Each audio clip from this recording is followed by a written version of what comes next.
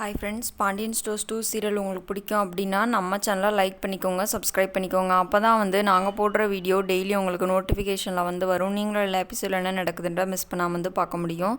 Pandian stores 2 சீரியலோட promo predictions பார்த்துடலாம். அதாவது இன்னும் வரக்கூடிய காலங்களில் என்ன நடக்க போகுது அப்படின்றத முன்னாடி நம்ம ஏற்கனவே ப்ரெடிக்ட் பண்ண மாதிரி தான் இப்போயே நடந்துகிட்ருக்கு. அது மாதிரி இன்னும் வரக்கூடிய காலங்களில் என்ன நடக்க போகுதுன்னு சொல்லி பார்த்தீங்க அப்படின்னா கோமதி மனசில் என்ன இருக்குன்னா, எப்படியாவது சரி மயில் கர்ப்பமாக இருக்காங்களே, அதனால அவங்கள எப்படியாவது வீட்டுக்கு கூட்டிகிட்டு வந்துடலாம் அப்படின்ற எண்ணத்தில் இருக்காங்க. மீனாவும் அதே எண்ணத்தில் தான் இருக்காங்க. சரி ஏதோ முன்னாடி தப்பு பண்ணிட்டாங்க, அதை நம்ம பெருசுப்படுத்தக்கூடாது அப்படின்ற மாதிரி இருக்காங்க. ஆனால் நம்ம சரவணனை பொறுத்த வரைக்கும் சரவணன் அஞ்சலிக்கு வாக்கு கொடுத்துட்டாரு. அதாவது என்ன நடந்தாலும் எப்படி இருந்தாலும் நான் உன்னை கைவிட மாட்டேன் அஞ்சலி அப்படின்ற மாதிரி வாக்கு கொடுத்துட்டாரு.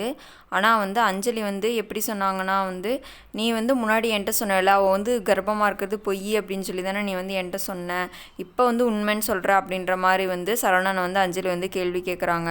உடனே நம்ம சரவணன் என்ன சொல்கிறாருன்னு சொல்லி பார்த்தீங்க அப்படின்னா ஆமாம் அஞ்சலி, நான் அப்படி தான் சொன்னேன் முன்னாடி, ஆனால் இப்போ நான் தான் எனக்கு தான் இப்போ தான் உண்மையே தெரியுது.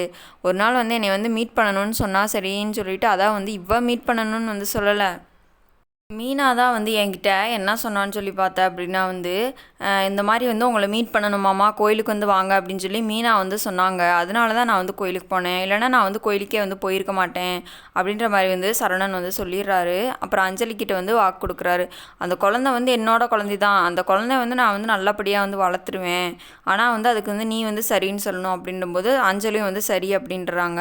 ஆனால் சரவணா, நம்ம கல்யாணம் பண்ணிக்கும் போது நம்ம முழுசாக அதாவது அவங்கள்ட்ட டைவர்ஸ் வாங்கிட்டு செஞ்சுட்டு அந்த குழந்தை பிறந்ததுக்கப்புறம் அப்புறமே நம்ம கல்யாணம் பண்ணிக்கலாம். ஆனால் நீ என்னை விட்டுட்டு போயிடுவியோ, அந்த குழந்தைய காரணமாக வச்சு உடனே அவங்களே சேர்த்து வச்சுருவாங்க, நீ என்னை பிரிச்சிரு, அதாவது ஒன்றிருந்து என்னை பிரிச்சிருவாங்களோ செஞ்சுருவாங்களோ அப்படின்னு என்கிட்ட பயமாக இருக்குது அப்படின்ற மாதிரி அஞ்சலி சொல்லிடுறாங்க. சொன்ன உடனே சரவணன் இல்லை அப்படிலாம் நடக்காது அஞ்சலி, நான் பார்த்துக்கிறேன் அப்படின்னு சொல்லி பேசிகிட்டு இருக்காரு. அப்புறம் வீட்டில் கோமதி என்ன சொல்கிறாங்கன்னா, நான் போய் மயிலை போய் பார்த்துட்டு வரேன் அப்படின்ற மாதிரி சொல்கிறாங்க. பாண்டியன் நீ எதுக்கு போய் மயிலை போய் பார்க்கணும் அப்படின்ற மாதிரி பாண்டியன் கேட்குறாரு. வீட்டில் இருக்க எல்லாருமே ரொம்ப ஷாக்கிங்காக பார்க்குறாங்க.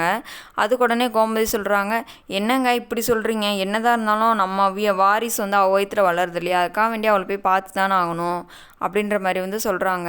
சரி நீ மட்டும் தனியாக போகாத, மீனா ராஜி இவங்களாம் இருக்காங்கல்ல, அவங்களெல்லாம் கூட்டிகிட்டு போ அப்படின்ற மாதிரி சொல்கிறாங்க. சரின்னு சொல்லிட்டு சரி எப்படி நடந்து போகிறது அப்படின்ட்டு ஆட்டோவில் கூட போகலாம் அப்படின்னு சொல்லிட்டு ஆட்டோ பிடிக்கிறாங்க.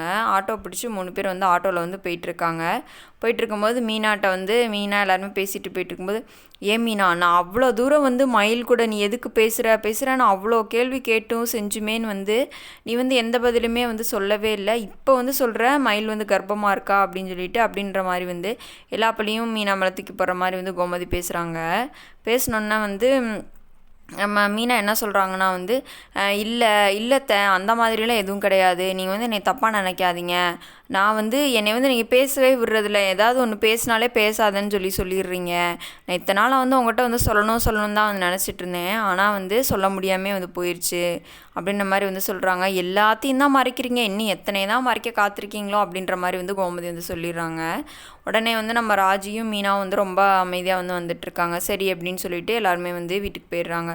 ஆனால் அதுக்குள்ளே நம்ம மீனா நம்ம மயில்கிட்ட சொல்லிடுறாங்களே, அந்த மாதிரி அத்தை பார்க்க வராங்க அப்படின்னு சொன்னோன்னே நம்ம மயில் என்ன பண்ணுறாங்கன்னா, அதை வீட்டில் இருக்கவங்ககிட்ட ஏற்கனவே சொல்லி வச்சுட்டாங்க, இந்த மாதிரி அவங்க என்னை பார்க்க வராங்களாம்.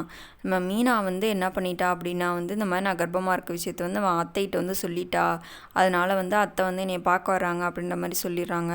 மயில் அவங்க வரட்டும், நம்ம பார்த்துக்கலாம், என்ன நடந்தாலும் பார்த்துக்கலாம், நீ போய் நீ மறுபடியும் அந்த வீட்டில் வாழ தான் போகிற பற்றியா, அந்த குழந்தை அவங்கள சேர்த்து வச்சா அப்படி இப்படின்னு சொல்லி அவங்க அம்மா பேசுகிறாங்க.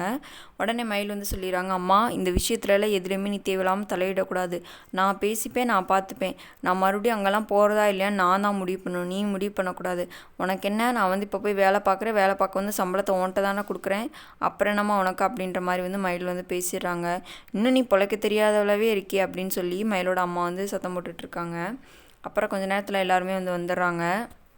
அப்புறம் வந்தண்ணா வந்து வாங்க வாங்க அப்படின்னு சொல்லிட்டு இருக்கும்போது நம்ம மயிலோட அம்மா வந்து கோவத்தில் தான் இருக்காங்க. என் மகளை வீட்டை விட்டு வெளியே அனுப்புனீங்கள்ல, செஞ்சீங்கல்ல, இப்போ உங்கள் வாய்ஸ் தான் வந்து என் மக வயிற்றுல வளருது, இப்போ எதுக்கு இங்கே பார்க்க வந்தீங்க செஞ்சீங்கன்ற மாதிரி பேசுகிறாங்க. உடனே கோமதி வந்து எந்த சண்டையும் போடக்கூடாது அப்படின்றதுக்காக வேண்டி அமைதியாக வந்து நம்ம மயில்கிட்ட வந்து மன்னிப்பு கேட்குறாங்க.